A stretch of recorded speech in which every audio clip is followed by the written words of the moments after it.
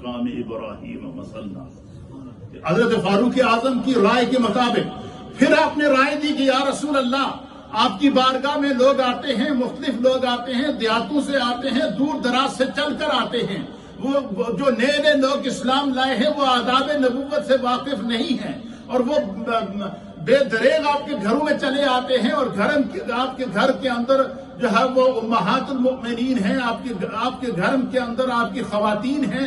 تو میرا خیال ہے کہ جو بھی آپ کے گھر کے اندر آئے، ایک تو وہ اجازت لے کر آپ کے گھر میں آئے، دستک دے کر گھر کے اندر داخل ہو، اور دوسرا یہ کہ گھر کی خواتین کو چاہیے کہ باہر سے آنے والا کوئی بھی شخص کو وہ اس سے پردہ کریں۔ بس اتنی رائے دینی تھی تو اللہ تعالیٰ نے جو ہے وہ قرآن کی آیات نازل کر کے پردے کے احکامات نازل فرمائے۔ یہ سیدنا فاروق اعظم کی زبان پر اللہ تعالیٰ نے حق کو جاری کیا تھا۔ 17 آیات ایسی تھی کہ حضرت فاروق اعظم نے کسی مسئلے میں رائے دی ہو تو خدا نے اس کو قرآن کی صورت میں واپس وحی کے طور پر نازل فرمایا ہے۔ اسی طریقے سے سیدنا فاروق اعظم رضی اللہ تعالیٰ عنہ نے اپنے دور خلافت کے اندر اس زمین کے اوپر جو عدل قائم کیا ہے، جو انصاف کا نظام قائم کیا ہے، وہ تاریخ انسانیت کے لیے ضرب المثل بنا ہے۔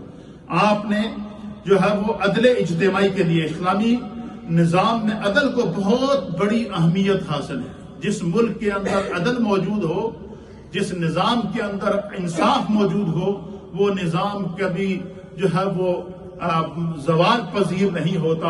اور حضرت فاروق اعظم رضی اللہ تعالیٰ عنہ نے اپنے دور خلافت کے اندر عدل و انصاف اور اسلامی نظام حکومت کے ایسے اصول وضع کیے جو قیامت تک کے لیے آج بھی غیر مسلم ممالک کے اندر عمر لا کی صورت میں موجود ہیں۔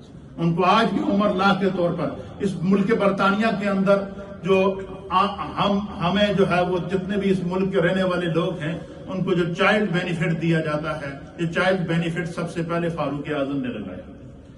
ہر ملک کی آرمی ہونی چاہیے اور اپنے ملک کے دفاع کے لیے اس آرمی کو پاور ہونی چاہیے۔ سب سے پہلے اسلامی ممالک کی آرمی حضرت فاروق اعظم رضی اللہ تعالیٰ عنہ نے قائم کی۔ یہ جو اسلامک ایئرز ہمارے سامنے، یہ محرم سے اسلامی ایئر کا آغاز ہوتا ہے، اسلامک سال کا سن ہجری کا آغاز کرنے والے فاروق اعظم ہیں۔ آپ نے فرمایا کہ کفار ہیں، مشرکین ہیں، دیگر جو وہ قداماء ہیں، وہ سن عیسوی مناتے ہیں۔ اسلام آخری دین ہے۔ اسلام میرے نبی علیہ اسلام کے دین کو اللہ نے قیامت تک قائم رکھا ہے۔ آپ نے ہمارے نبی کو خاتم النبیین بنا کر بھیجا ہے۔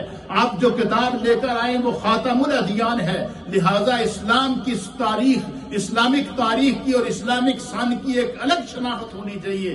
تو حضرت فاروق اعظم رضی اللہ تعالیٰ عنہ نے اعلان کیا کہ ہم اسلامک سال کا سن ہجری کا آغاز اس وقت سے کریں گے جس وقت سے پیارے آقا علیہ الصلوۃ والسلام نے ہجرت کی تھی۔ اس کی وجہ کیا تھی؟ ہجرت کرنے کے بعد جب حضور علیہ الصلوۃ والسلام مدینہ طیبہ پہنچے تو سرکار نے سب سے پہلے مدینہ کے اندر ریاست مدینہ قائم کی، اور آپ نے فرمایا جو سن ہجری ہے یہ حضرت فاروق اعظم رضی اللہ تعالیٰ عنہ کا آغاز کیا ہوا ہے۔ فاروق اعظم رضی اللہ تعالیٰ عنہ کے دور میں یورپ تک اور افریقہ تک فتوحات ہوئیں، اور روئے زمین کے اوپر جب فتوحات قائم ہوئی، اور آپ نے سب سے بڑا کام جو کیا ہے، مشرق مغرب تک جو ہے وہ تقریباً 36 لاکھ مربع میل تک حضرت فاروق اعظم رضی اللہ تعالیٰ عنہ کا دور خلافت پہنچا، اور آپ نے ضلعی سطح کے اوپر، تحصیل کی سطح کے اوپر قاضی جج مقرر کیے۔ اور کیوں مقرر کیے؟ تاکہ جو تحصیل کی سطح پر رہنے والا بندہ ہے اس کو اس کے گھر میں انصاف ملے، جو ضلع کی سطح پر رہنے والا بندہ ہے اس کو گھر پر انصاف ملے، جو شہر اور بلدیہ کی سطح پر رہنے والا انسان ہے اس کو وہاں پر انصاف ملے۔ ہزاروں کی تعداد میں آپ نے پڑھے لکھے قاضی القضات مقرر کیے ہیں جو لوگوں کو اسی وقت قدم کے اوپر جو ہے وہ انصاف فراہم کرتے تھے۔ سیدنا فاروق اعظم رضی اللہ تعالیٰ عنہ کا دور تھا، تو ایک دن آپ بیٹھے، آنکھوں سے آنسو چل رہے، رونا شروع ہو گئے، تو کسی نے پوچھا کہ یا امیر المؤمنین، آج کوئی رونے کی وجہ تو نہیں ہے؟